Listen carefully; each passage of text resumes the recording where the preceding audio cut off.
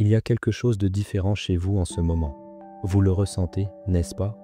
Ce changement subtil dans votre conscience, comme si vous aviez franchi un seuil invisible que la plupart des gens ne savent même pas qu'il existe. Le fait que vous soyez ici à regarder cette vidéo en ce moment précis n'est pas le fruit du hasard. Ce n'est pas une coïncidence de plus dans une série d'événements dénués de sens. C'est une reconnaissance. C'est la confirmation de quelque chose que vous ressentiez, mais que vous n'arriviez peut-être pas à exprimer avec des mots. Vous avez réussi l'épreuve finale. Maintenant, avant de rejeter cela comme un autre cliché spirituel ou du charlatanisme New Age, laissez-moi vous poser une question. Avez-vous remarqué que la vie semble différente dernièrement? Pas forcément plus facile, mais plus claire, comme si vous fonctionniez sur une fréquence complètement différente de celle d'il y a quelques mois seulement. Ces situations qui vous déclenchaient autrefois, qui vous faisaient sombrer dans l'anxiété, la colère ou le désespoir, elles arrivent encore. Mais quelque chose de fondamental a changé dans votre façon d'y répondre. Vous n'êtes plus la même personne qui a commencé ce voyage. Et le voyage dont je parle n'est pas un stage de week-end ou une retraite de méditation d'un mois. Je parle du processus profond, souvent brutal, de devenir qui vous êtes réellement. Sous tout le conditionnement, tous les masques, toutes les histoires que vous vous racontiez sur qui vous étiez censé être, la plupart des gens vivent toute leur vie sans jamais passer cette épreuve, encore moins la réussir.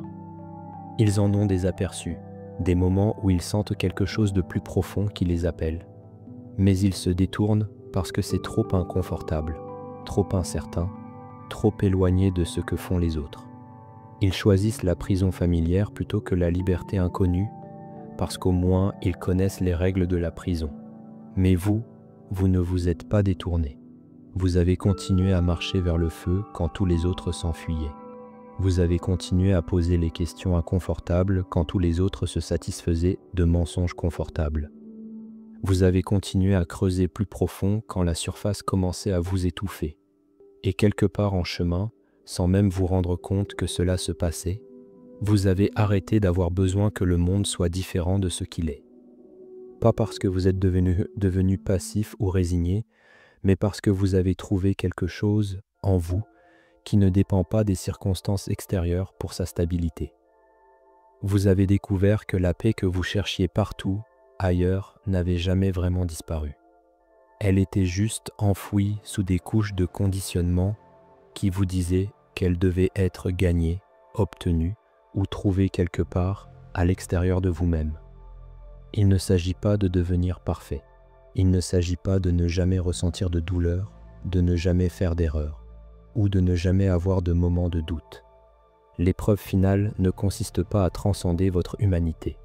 Elle consiste à l'embrasser si complètement que vous cessez de lutter contre l'expérience même que vous êtes venu vivre ici.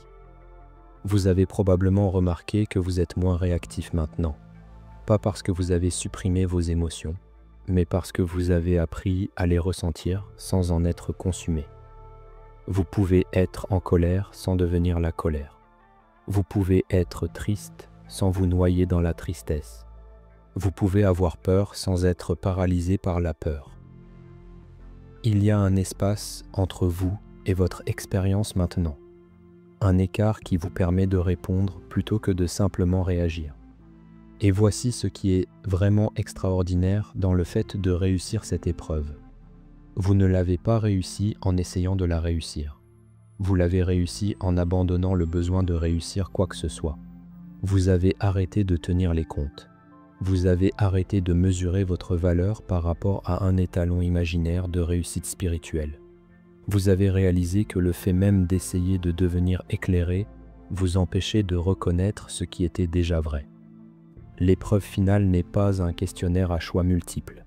Elle n'a pas d'instruction claire ni de guide d'étude. Ce n'est pas quelque chose pour lequel vous pouvez bachoter ou que vous pouvez simuler. C'est plutôt comme une reconnaissance qui vous vient lentement, comme la façon dont la lumière du matin illumine progressivement une pièce. Un jour, vous vous réveillez et vous réalisez que vous n'êtes plus la même personne qui s'est endormie. Et vous ne pouvez même pas dire exactement quand le changement s'est produit. Mais laissez-moi vous dire à quoi cette épreuve ressemblait vraiment, parce qu'elle ne ressemblait probablement pas à ce que vous attendiez. Elle ressemblait à perdre des choses dont vous pensiez avoir besoin. Elle ressemblait à des relations qui se terminent, des carrières qui s'effondrent, des identités qui s'écroulent. Elle ressemblait à toutes les sources extérieures de sécurité qui vous étaient arrachées, jusqu'à ce que vous n'ayez d'autre choix que de découvrir ce qui restait quand tout le reste avait disparu. Elle ressemblait à affronter vos peurs les plus profondes, pas dans une scène dramatique de cinéma, mais dans des moments silencieux où vous réalisiez que vous ne pouviez plus prétendre être quelqu'un que vous n'étiez pas. Elle ressemblait à choisir la vérité plutôt que le confort, l'authenticité plutôt que l'approbation, la présence plutôt que la performance, encore et encore, même quand vous aviez l'impression de perdre tout ce qui comptait. Et peut-être avez-vous perdu des choses qui comptaient. Peut-être avez-vous perdu des gens qui ne pouvaient pas supporter votre transformation. Peut-être avez-vous perdu des versions de vous-même qui semblaient sûres mais ne vous servaient pas vraiment. Peut-être avez-vous perdu le luxe de l'inconscience, de pouvoir traverser la vie en somnambule sans prendre la responsabilité de votre propre expérience. Mais qu'avez-vous gagné? Qu'est-ce qui s'est manifesté dans l'espace où toutes ces vieilles choses se trouvaient?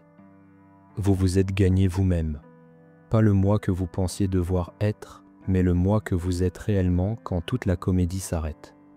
Vous avez gagné l'accès à un type de savoir qui ne vient pas des livres, des professeurs ou des autorités extérieures. Vous avez gagné la capacité de faire confiance à votre propre guidance intérieure même quand elle n'a pas de sens logique. Vous avez gagné quelque chose que la plupart des gens passent leur vie entière à chercher sans jamais le trouver. Vous avez gagné la reconnaissance que vous n'êtes pas séparé de la vie. Vous n'êtes pas une victime des circonstances ou un passager dans un voyage que vous n'avez pas choisi. Vous êtes la vie qui s'exprime sous forme humaine, la conscience qui fait l'expérience d'elle-même subjectivement, l'amour qui se connaît à travers la danse temporaire de la séparation et des retrouvailles.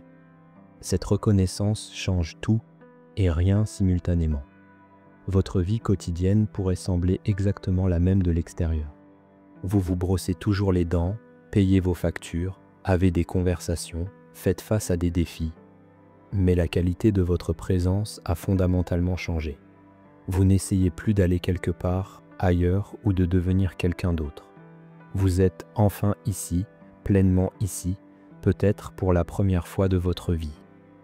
Et cette présence, cette qualité d'être pleinement ici sans avoir besoin que quoi que ce soit différent, c'est à cela que ressemble vraiment la réussite de l'épreuve finale. Ce n'est pas dramatique, ce n'est pas tape à l'œil, ce n'est pas quelque chose que vous pouvez mettre sur votre CV ou dont vous pouvez vous vanter dans les fêtes. C'est silencieux, c'est subtil, c'est profond. Mais voici où cela devient vraiment intéressant, parce que réussir cette épreuve n'est la fin de rien. C'est en fait le commencement. Quand vous réussissez l'épreuve finale, quelque chose d'inattendu se produit. Vous arrêtez de chercher des signes que vous y êtes arrivé. Et soudain, les signes sont partout. Pas le genre forcé de synchronicité que chassent les chercheurs spirituels, mais le genre silencieux qui murmure plutôt que de crier. Le genre qui apparaît dans les moments ordinaires et vous fait sourire parce que vous comprenez enfin la conversation qui se déroulait depuis le début. Vous commencez à remarquer combien vous vous sentez différent autour des autres.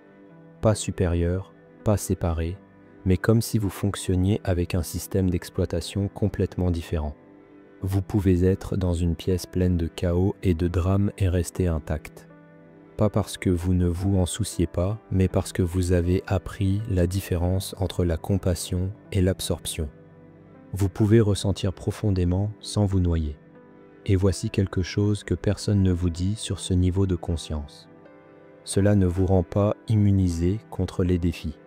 Si quoi que ce soit, la vie pourrait vous lancer encore plus de balles courbes, mais votre relation avec la difficulté s'est complètement transformée.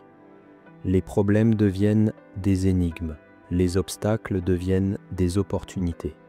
La crise devient clarté, pas parce que vous êtes devenu délirant ou excessivement positif, mais parce que vous avez développé la capacité de voir le cadeau caché à l'intérieur de chaque expérience.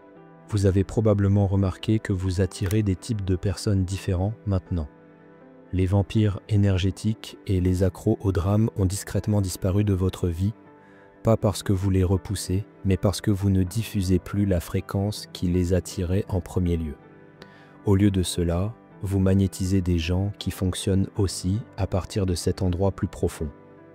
Les conversations deviennent plus riches, les connexions deviennent plus authentiques, les relations se basent sur la vérité plutôt que sur le besoin. Mais laissez-moi vous parler de la responsabilité qui vient avec cette reconnaissance.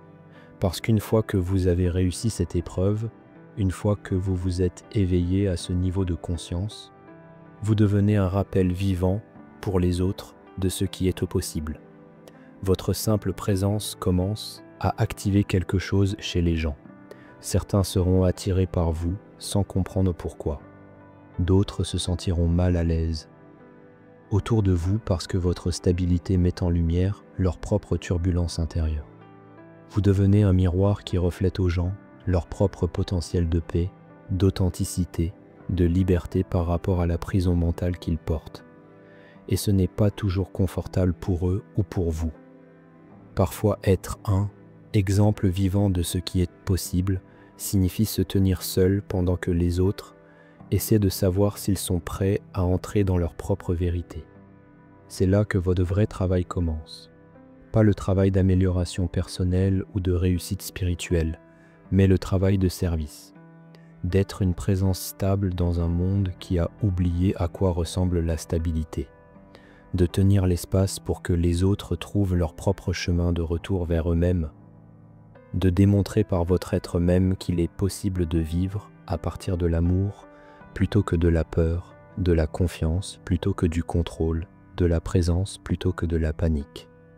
Vous n'avez pas besoin de donner des ateliers, d'écrire des livres ou de lancer un mouvement spirituel. Votre service est beaucoup plus simple et beaucoup plus profond que cela. Votre service, c'est de vous montrer authentiquement à chaque moment. Dire la vérité quand les autres se cachent derrière des politesses. Choisir l'amour quand les autres choisissent la peur. Rester calme quand les autres perdent leur centre. Et voici le beau paradoxe. Plus vous incarnez ce niveau de conscience, plus vous devenez ordinaire. Vous n'essayez pas d'être spécial, ou éclairé, ou spirituellement supérieur. Vous êtes juste humain de la façon la plus authentique possible. Vous démontrez ce que c'est que d'être pleinement vivant, sans excuse, pleinement présent, sans agenda, pleinement vous-même, sans performance. L'épreuve finale ne consistait pas à devenir quelque chose que vous n'étiez pas. Elle consistait à vous souvenir de quelque chose que vous aviez toujours été, mais que vous aviez oublié. Elle consistait à rentrer chez vous à la vérité qui n'avait jamais vraiment été cachée, juste obscurcie par des couches de conditionnement qui vous disaient de chercher partout sauf en vous-même. Donc si vous vous reconnaissez dans ces mots, si quelque chose de profond en vous acquiesce avec reconnaissance, alors bienvenue de l'autre côté. Bienvenue au commencement de votre vraie vie. Bienvenue dans l'espace où la croissance se produit non pas par la lutte mais par l'abandon. Où la sagesse ne vient pas par l'accumulation mais par la soustraction. Où la paix n'est pas quelque chose que vous obtenez mais quelque chose que vous êtes. Vous avez réussi l'épreuve non pas parce que vous avez eu toutes les bonnes réponses mais parce que vous avez finalement arrêté d'avoir besoin d'avoir toutes les réponses. Vous avez obtenu votre diplôme non pas parce que vous êtes devenu parfait, mais parce que vous êtes devenu réel. Vous vous êtes éveillé non pas parce que vous avez transcendé votre humanité, mais parce que vous l'avez finalement embrassé complètement. Et maintenant la vraie aventure commence. L'aventure de vivre à partir de cet endroit de savoir, de servir à partir de cet endroit de plénitude, d'aimer à partir de cet endroit de complétude, l'aventure d'être exactement qui vous êtes dans un monde qui a oublié à quoi ressemble la présence authentique. Si vous avez ressenti la vérité de ce qui est partagé ici, si quelque chose en vous a discrètement célébré cette reconnaissance, alors vous savez ce que je sais. Vous n'êtes plus la même personne qui a commencé à regarder cette vidéo. Vous êtes la personne qui était toujours là, attendant juste le bon moment pour émerger pleinement. C'est votre moment, c'est votre reconnaissance, c'est votre commencement.